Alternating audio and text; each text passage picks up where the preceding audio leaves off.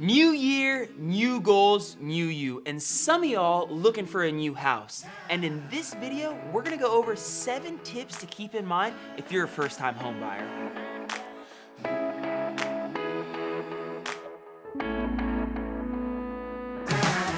There's no doubt that with COVID and all the financial uncertainty of last year, there were a lot of people that wanted to buy a house that put their dreams on pause.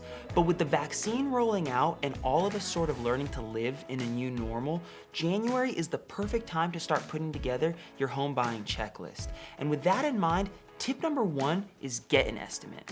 Getting a pre-approval letter is dope, but what's way more important than that is getting a detailed estimate. Ask a lender, what is my interest rate? What is my payment? What are my estimated closing costs? What does this look like with taxes, title, and insurance included? The devil is in the details, and if a lender is reluctant to share with you an estimate and is only wanting to give you a pre-approval letter, you might want to ask yourself, what could they be hiding?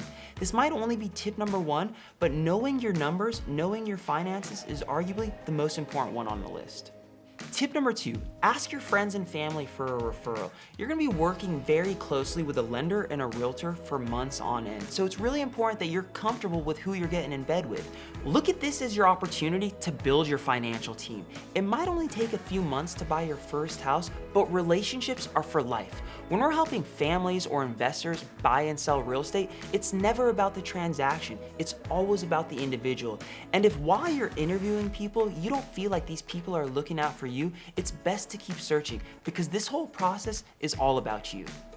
Tip number 3, buy a house before buying an expensive car. When shopping for your first home, you're gonna learn it's all about your debt to income ratio. To put it simply, a lender is gonna take your monthly debt payments and divide it by your gross monthly income. And all your gross monthly income is the amount of money that you take home before taxes and deductions are taken out from it. The reason we need to buy a house before buying an expensive car is because we have to prioritize building wealth. A house is an appreciating asset. It's going up in value over time, while a car is a fucking liability. That shit's depreciating as soon as we drive it off the lot.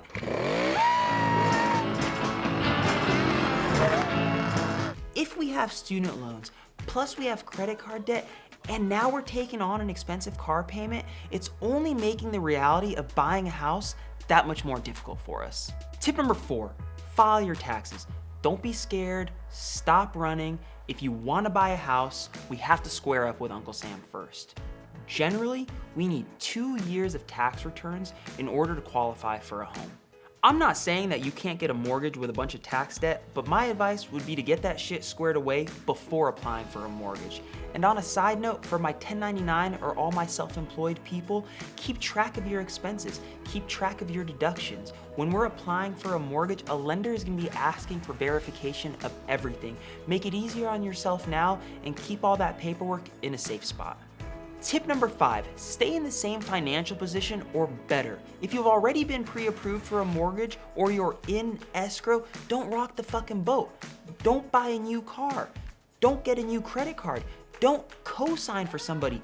Quick story, we were at the finish line to get a new house when the only keys the buyer left with were the ones to that 2020 2-stroke Yamaha stand-up jet ski that's at the bottom of Lake Havasu because they decided to buy it in the middle of escrow.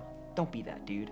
Tip number 6, renting has its place. If we're renting to save money, or we're renting because our future looks a little uncertain, or we're renting just to get our ducks in a row, there is nothing wrong with that. Goals are set to allow us to work towards something. We don't set goals to feel bad about ourselves. There's no schedule of when to buy a house. As long as we're moving forward, we're always growing. This imaginary deadline is often just self-imposed. Tip number 7, start early.